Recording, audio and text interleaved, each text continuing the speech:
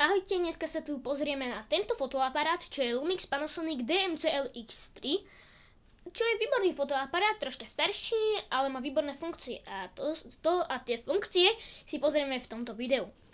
Takže, čo je to vlastne za fotoaparát? Je to už vlastne starší fotoaparát, čo som už povedal, má nejakých 20 až 25 rokov a to akože už má značný vek.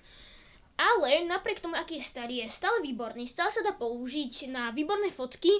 Video na ňom nie je až tak dobré, ale to si ešte pozrieme. A čo by som k tomu povedal?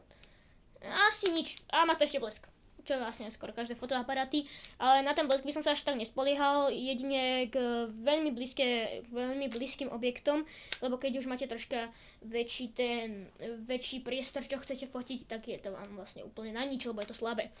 Ale na také portréty v noci alebo na nejakých oslavách je to celkom pekné, zaujímavé. Takže ja som si to zapol. Takže je to proste takýto fotoaparát. Není ničím takým zaujímavým, je obyčajný. Aj už len na ten pohľad vyzerá taký nezaujímavý, taký, že nevyzerá nejaký a hlavne dobrý. Vyzerá taký ten lacný fotoaparát. A lacný reálne je, ak dá sa kúpiť, no už sa nedá kúpiť, ale ak dalo sa to kúpiť za veľmi lacné peniaze, lacnejšie peniaze, ale za tie peniaze si je proste za málo peniazy veľa muziky. Lebo, jak sa to vraví? Za veľa peniazy málo muziky? Za málo peniazy veľa muziky, tak. A máte tu plnomanuálny režim, program AE, plnoautomatické, filmový režim clony, a budem do nekonečna.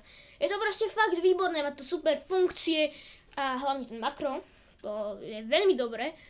Je to až také dobré, že máme tu lepší fotoaparát, na ktorý teraz točím a ak chcem niečo odfotiť, chcem ísť vonku a chcem odfotiť nejaké pekné makro alebo také bližšie, kde odfotím troška bližšie ten objekt, nejakú šípku, nejaký kvet alebo niečo také, tak si reálne zoberiem tento oveľa lacnejší, starší fotoaparát s horšími megapixelmi ako tento, lebo tento nevie tak dobre odfotiť makroobjekty a tento je na to ako stvorený. Čo sa týka tých lacnejších, jasné, tie ďalšie fotoaparáty sú na niečom úplne inom, ale proste fakt je to výborné. Je to výborný fotoaparát.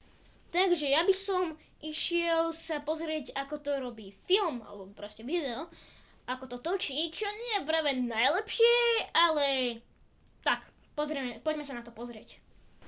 Ahojte, práve nahrávam na fotoaparát, na Lumix Panasonic DMCL-X3.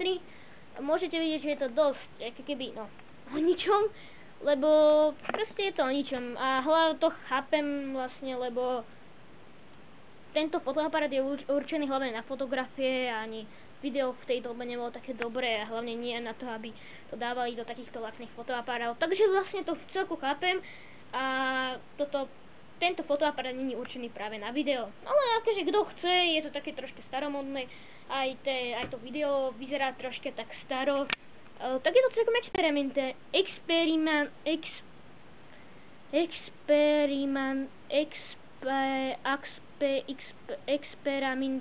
dobre, to je jedno, takže čau. Takže, pozreli sme si tu o tom, ako na konci robí videa ten fotoaparát, čo je o ničom. Pozreli sme si tu základné funkcie a iné veci, kedy to bolo vyrobené, blablabla.